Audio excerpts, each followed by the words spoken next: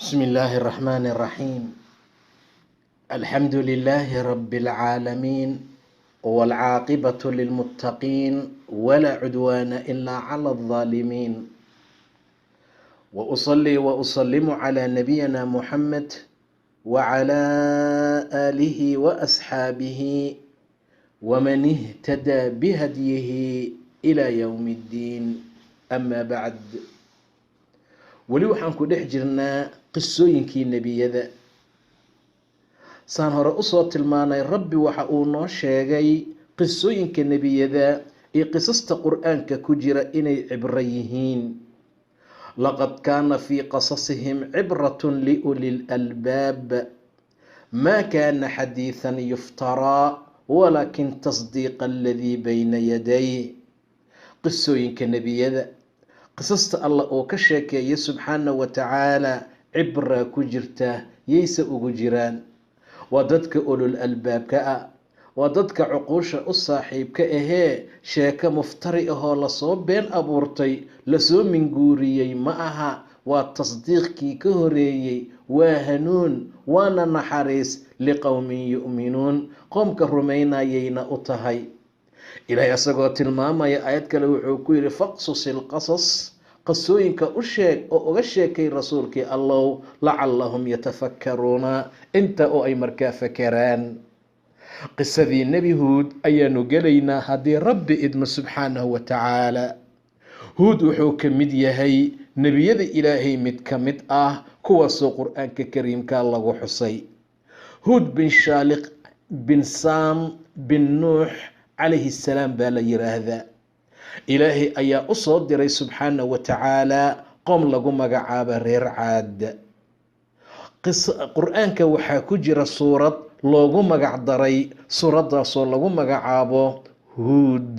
taana waxaad fahmaysaa sharaf iyo qiimo inuu ilaahay agtiisa ku leeyahay subxaanahu wa tacaala.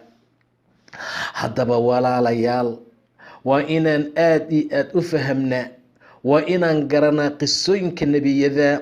waayo qisooyinka nebiyada oo laga sheekeeyo tahbiid qalbiga kuu sugaa laga hela, ku dayashaa laga hela, adduunkaa kuu qafiif noqonaya. idan qisada nebi huud calayhi salaam waxay tahay qiso muhiro ah oo mar allaala marka aada dhegaysato ama aada akhriso aada dareemayso cibro qaadasho aada iyo aada markaa u weyn. huud waanu soo tilmaanay magaciisa calayhi salaam. qabiilo ayuu ka mid ahaa caad lagu magacaabo. carab bay ahaayeen, waxayna deganaayeen axqaaf, meel lagu magacaabo, sida ilaahay tilmaamay wadkur akhaa caadin id andara qowmuhu bilaxqaafi ayuu dhahay ila subxaanahu wa tacaala. waxay ku taalaa yaman, cumaan iyo xadramuud bayna u dhaxaysaa baa la yiri. dhulka noocaas ah ayay markaa deganaayeen. waxay ahaayeen dad inta badan degan khiyaamooyin iyo teendhooyin, acmido iyo tiirar waaweyn markaa laga sameeyey. rabbi asagoo tilmaamaya ayuu yidhi alam tara kayfa facala rabbuka bicaadin irama daati lcimaad. rasuulkii allow ma aragtay? rasuulkii allow ma ku soo martay ee siduu ilaahay ku sameeyey reer caad iyo iramtaasoo ah caadii hore, iramtaasoo daatilcimaadi tiirarka u saaxiibka ahaa buu yidhi alle, allatii lam yukhlaq mithluhaa fi lbilaad, kuwaasoon ayagoo kale aan adduunka lagu abuurin. qabiiladaasna waa lagu fasiraa, tiirarkaasoo kalena waa lagu fasiraa. say noqotaba alla subxaanahu wa tacaala wuxuu u khalqay kuwa xaaladda iyo sida allah uu tilmaamayo. waa raggii xoogga marka la siiyey, kartida marka la siiyey, dheeraanta heerka ay ka gaarsiisnaayeen ayaa waa kuwii yidhi man ashaddu minaa quwa, yaa naga xoog badan, yaa naga adag bay dhaheen. awalam yarow ana allaha aladii khalaqahum huwa ashadda minhum quwa. allihii khalqay sow ma aha mid ka daran xagga xoogga subxaanahu wa tacaala? waaba yahaye. haddaba dadkii noocaas ah ayay ahaayeen.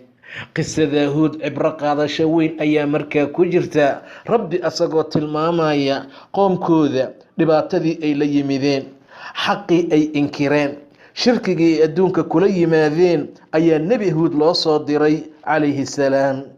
ilaahay asagoo tilmaamaya ayuu yidhi wa ilaa caadin akhaahum huudaa. caad waanu dirnay, waxaan u dirnay walaalkood huud ah, waxaan u dirnay walaalkood huuda ayuu yidhi ilaa subxaanahu wa tacaala. wa ilaa caadin akhaahum huudaa. markuu u tegay ayuu ku yidhi qoomkeeyow ilaahay caabuda, war ilaah al asa aan ahayn ma lihidiin, maa lakum min ilaahin gayruhu afalaa tattaquun. miyaadan baqayn qoomkeeyow? war tolkeeyow cabsan maysaan miya? maxaa idinku dhacay qalbi qalaylkan muxuu yahay? maa lakum min ilaahin gayruhu afalaa tattaquuna. inaad cabsataan baa laydinka rabaa. mala'dii madaxyaweyntii aqayaartii kaafirnimada ku akhyaarowday ku madaxweynaatay baa jawaab bixiyey oo nebi huud bay u jawaabeen. maxay dhaheen mala'dii kufriyey oo qoomkiisa ka mid ah? innaa lanaraaka fii safaaha, doqon baan ku aragnaa bay dhaheen. war ninkan weyn wuxuu ku hadlaya fiiriya, ilaah baa isoo diray rabbi caabuda maxay tahay? war safiih baa tahay, nacas baa tahay bay dhaheen, doqon ah. subxaana allah, nebi huud baa la caynaya. qisooyinka waxaana loogugu sheegayo dadka ducaada ah inay aada iyo aada u fahmaan diintan inaysan sahal ahayn. hoo qaado in lagaa qaato keliya ha sugin, rumeey in lagu rumeeyo keliya ha sugin. waad u jeedaa huud calayhi salaam hadalkii ugu horeeyey ay mala'dii akhyaartii madaxyaweyntii ay kula hadleen wuxuu noqday inay dhahaan innaa lanaraaka fii safaah, doqonnimaan ku aragnaa, dabbaal inaad tahay baan ku aragnaa, wa innaa lanadunnuka min alkaadibiin, waxaana kuu malaynaynaa beenaalayaasha inaad ka mid tahay. subxaana allah, beenlow inaad tahay ayaan markaa kuu aragnaa. war qof yimid oo qoom sanamyo caabudaya, dhagxaan ilaahya ka dhiganaya u yimid ee yidhi war hoy qashinkan iska daadiya, war rabbiya rabbigiin ah, allah idin qalqay, allah idin arsuqa, allah taacadiisa ku dadaala, war asaga caabuda. oo dabbaal lagu sheega ka warrama, nacas lagu sheega ka warrama, safiih lagu sheega ka warrama, intaana loogu daro inuu beenaalayaasha markaa ka mid yahay. nebi huud baa hadalkii qaatay. markay jawaabtaas siiyeen ayuu yidhi yaa qowmi laysa bii safaaha, ma caytamaayo, daacigu ma caytamo, ambiyadu ma caytamaan. waxay hayaan daawo, daawadaasoo dadka oo dhanba ay u baahan yihiin. waxay hayaan daawo khayr badan, waxay hayaan daawo dadka jannada geysa, waxay hayaan daawo meesha lagu dhibciye qalbiga ah hadday islaaxdo jirkoo dhan uu islaaxayo. ma caytamina fiiriya, doqon iyo nacas baa lagu tilmaamay, beenaalaa lagu tilmaamay. wuxuu yidhi yaa qowmi tolkayow, war dadkaygiiyow, war qoomkan ka dhashayow, laysa bii safaaha, dabbaal ma ihi, iguma sugna safiihnimo iyo doqonnimo, laakiin rasuul baan ahay. caalamka caalamkan oo dhan rabbiga iskale xaggiisa ka yimid, xaggaasaa layga soo diray. waxaan rabaa inaan idin gaarsiiyo dhambaalaad iyo risaalaad rabbigay aan idinkaga wado. aniguna waxaan idin ahay naasix amiin ah, waxaan idin ahay wuxuu yidhi rabbigay xaggiisaa layga soo diray, wa ana lakum naasixun amiin, waan idin naseexaynaya. war wax fiican baan idin sheegaya, war wax idin anfacaan idin sheegaya. waxaan ahay naasix amiin ah oo markaa la aaminay. war qoomkayo ma waxaad la yaaban tihiin inuu idin yimaado nin idinka mid ah, rabbi xaggiisa uu qur'aan iyo dikri idinkaga keeno si laydinkugu digo. war qoomkayow xusuusta, war qoomkayow rabbi garta, id jacalakum khulafaa'a min bacdi nuux gadaashiisaad khulafa ahaydeen. nuux qoomkiisii markii la qarqiyey oo ay baaba-een yaa ilaahay khaliif idinka dhigay, arladuu idin keenay, waa nimco ilaah idin siiyey. war hoy nimcadaa xusuusta, nimcadaa ogaada. waxaad ogaataan ilaahay inuu idinka dhigay qoom nuux gadaashii khulafo. wazaadakum fi lqalqi basta, alla idin kordhiyey oo idin siiyaday xagga abuurka fidin. fadkuruu aalaa allah, war qoomkay huudow, war huud qoomkiisiiyow, war qoomkayo buu leeyahay xusuusta nimcooyinka ilaahay lacalakum tuflixuun, inaad liibaantaan baad mudan tihiin. war hadalka macaan badan ma jiraa walaalayaal? hadalka Huud uu ku hadlaayo qoomkiisa uu kula hadlaayo hadalka qiimo badan ma jira? hadalka fiican ma jira? hadalka cizi badan ma jira? jawaabtu waa maya. laakiin nasiib ayaan xuma qof inta nebi soo dul istaagay alla soo diray jawaabtan soo socotana bixiyey. maxay dhaheen? aji'tanaa linacbud allaha waxdah. wardoqayahoma waxaad noola timid inaan rabbi keligii caabudno. linacbud allah waxdah wanadara maa kaana yacbudu aabaa'una, oo aan ka tagna waxay aabbayaalkeen caabudi jireen. intaa miyaad Huudow noola leedahay? alle keliya caabuda miyaa hadalkaaga? war rabbi keliya rumeeya miyaa hadalkaaga? ka taga hidaha iyo dhaqanka aabbayaalkiin miyaa hadalkaaga? doqoninta lagu yaqaana inaan ka tagna waxay aabbayaalkeen caabudi jireen miyaad maantana la hortaagan tahay? Huudow fa'tinaa bimaa tacidunaa in kunta min asaadiqiin. war la imow waxaad noogu hanjabayso, warkeen waxaad sheegayso haddaad saadiqiinta ka mid tahay, haddaad ka mid tahay dadka alla imtiqaana runta sheegaya. keen cadaab baan hayaa, guulguulka naga daa, cabsiinta naga daa, hana guulguulin. hadalkaaga ma rabno, safiih doqon ah ayaa tahay, nin warkiisa la yeelaayay ma tihid Huudow. waxaan kuu moodaynay nin caaqil ah, tolka iyo awoowayaalka waxay nooga tageen aan ka tegaynin, ilaalinaya, ku soconaya yaan kuu moodaynay. haddiise xaaladaadu ay noqotay ilaahay keligii caabuda, haddii hadalkaagu isugu soo ururay ka taga waxay aabbayaalkiin ay samayn jireen, keen bay dheen waxaad hayso, dibna ha u dhiganin. keense hadda wax allaala wixii aad hayso, gadaal ha marinin. fa'tinaa bimaa tacidunaa in kunta min asaadiqiin. waxaad noogu goodinayso od noogu hanjabayso keen haddii aad ka mid tahay dadka runta sheegaya. Huud baa hadalkii qaatay. Huud wuxuu yidhi waxaa korkiina ku soo dhacay oo rabbigiin xaggiisa idinkaga yimid rijzi iyo qadab. waa cadaab, waa rijzi, waa caro alle. ma waxaad igula murmaysaan magacyo aad ilaah ka dhigateen idinka oo aad magacowdeen antum wa aabaa'ukum, idinkii aabbayaalkiin. war waxaan aad caabudaysaan idinkaa magacooda bixiyey. war waxaan aad caabudaysaan idinkaa gacmihiina ku sameeyey. war mataqaanaa xaaladaas maad igula murmaysaan buu yidhi. antum wa aabaa'ukum. ilaahina wax xuja uusan markaa ugu soo dejinin.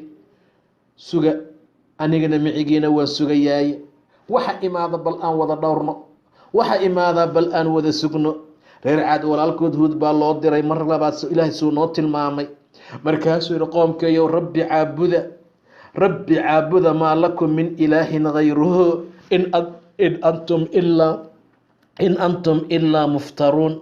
kuwa been abuuranaya ma ahee wax kale markaa ma tihiin. war qoomkayow xoole idin weydiisan maayo. yaa qowmi laa as'alukum calayhi ajra.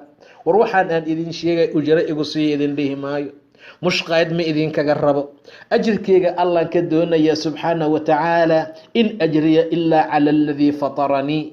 macbuudka iqalqay ayaa ajirkeyga dushiisa uu ahaaday. saa ayuu ku yidhi afalaa tacqiluun.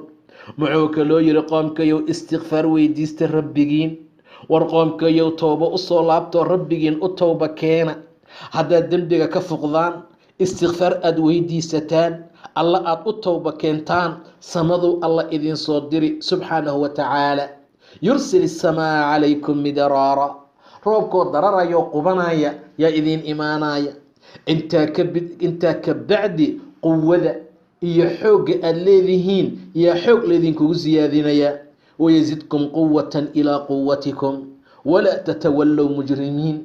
war qoomkayow diinta alla ha ka jeesanina. qoomkayow towxiidka ha ka jeesanina. qoomkayow warkayga yeela, idinkoo mujrimiina ha jeesanine. maantoo dhan yaa qowmi buu lahaa, tolkaygiiyo war dadkii iga dhashayow hadal macaantiisa fiiri, akhlaaq xumadooda fiiri. jawaabtay bixinayaan qaaluu yaa Huudow bay dhaheen. maantoo dhan muxuu lahaa asaga? hadalkaa fiican ee tolnimaduu kula hadlaayay. aflagaada waxaa ugu weyn nebi ay leeyihiin Huudow. xujo cad noomaadan keenin, annaguna ma nihin kuwa ilaahyaalkeena hadalkaaga uga tagaya. wamaa naxnu laka bimu'miniin. annagu ma nihin kuwa adig ku rumaynaya, adigaagaas ku rumayn mayno. adigaagaa saa u yaala ku rumayn maynay yidhaahdeen. waa aflagaada midda ugu weyn. waxay kaloo yidhaahdeen waxaan ka baqaynaa ilaahyaalkeenna gobol ka mid ah inay xumaan kaa asiibto ama afku kaa qalloocdaa huudow ilaahyaalkan aad afka ku taagayso. waxay ilaah ka dhiganayaan waa wixii hiddii dhaqan aabbayaal ay wateen, waa qori iyo geed, waa dhagax iyo waxaan waxba ahayn. waxaasay caabudayaan oo ay leeyihiin huudow afkaad ku taagayso waxaan kaga baqaynaa inay dhibaato kaa asiibto, carabku inuu bannaanka ku yimaado, wax noocaas oo kale ah. saa darteed xumaan inay kaa asiibto. huud mucjizada la siiyey waxay ahayd inuu ilaahay tala saarto subxaanahu wa tacaala. bannaankaasuu gogol dhiganaya, waa seexanayaa, axad u dhowaan karaana ma jiro. allahu akbar. waa hibe ilaahay siiyey, waa mucjizo ilaahay siiyey subxaanahu wa tacaala.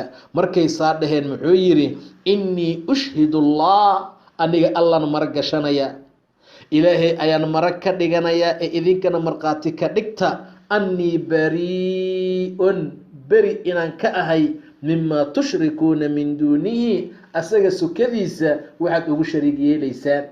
waxaad asaga sukadiisa ugu shariig yeelaysaan, taa aniga inaan beri ka ahay, taana markaa ogaado markhaati ii noqda. fakiiduunii jamiican, ii makrifala, ishirqoola dhammaantiin, walaa tundiruun, hana ii kaadinina. yuu isku halayna yahuud, yaa usoo gurmana yahuud. innii tawakaltu cala allah, alla ayaan tala saartay subxaanahu wa tacaala. rabbii wa rabbikum, waa rabbigay waana rabbigiin.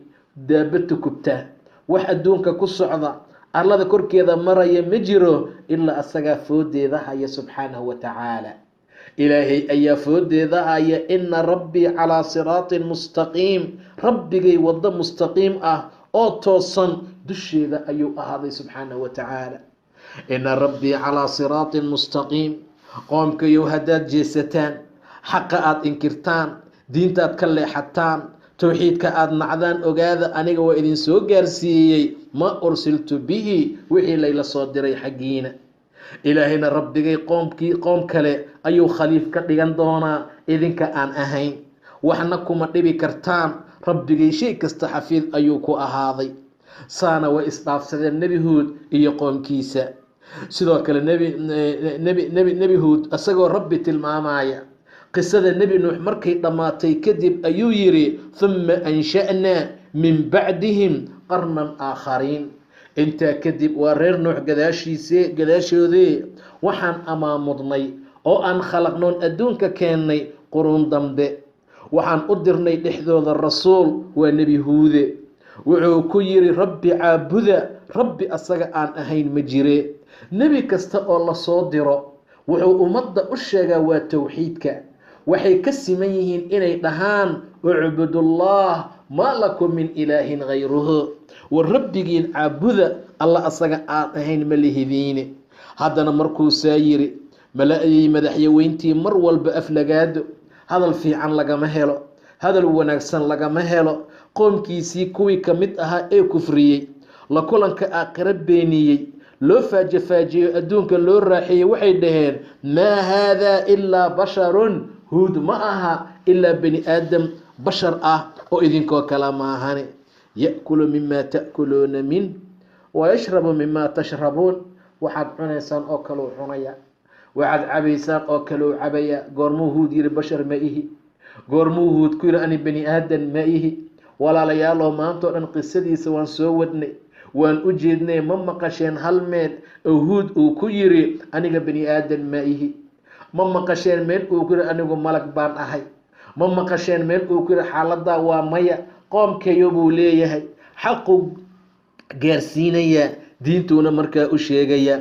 jawaabtay bixiyeen waxay noqotay kani waa bashar, waa bani aadam idinkoo kaleoo cunaya, waxaad idinka cunaysaan oo kale, cabaya waxaad idinku cabaysaan. wala in atactum basharan mithlukum, haddaad ateecdaan bashar aadami idinkoo kale ah, innakum idan la khaasiruun, kuwa khasaaray ayaa tihiin. war huud haddaad ateecdaan waad khasaarteen. war beenlowgan hadalkiisa qaadataan waad khasaarteen. war midkaan idinka celinaya hidde iyo dhaqani aabbayaali ab iyo awow waxaan ka soo gaarnay, haddaad ateecdaan waad khasaarteen. ayacidukum ma idinku guulguulaya ma wuxuu idin yaboohayaa annakum idaa midtum haddaad dhimataan ood carro iyo ciid iyo cidaam iyo lafa burburi aada noqotaan in laydiin soo bixinayo taasuu sheegaya. war wax lagu qoslo waayay yiraahdeen hayhaata limaa tuucaduun, alla fogaa oo fogaa waxa la yaboohayo, wax ka jira malaha, qiyaamo wax ka jira malaha. xaalad noocaasna markaa way ku hadleen. aan rabbi u soo laabano. qoomkiisaa loogu diray, qoomkiisaa loogu yiri xaqa iyo diinta gaarsii, beenintaasay la hor yimaadeen.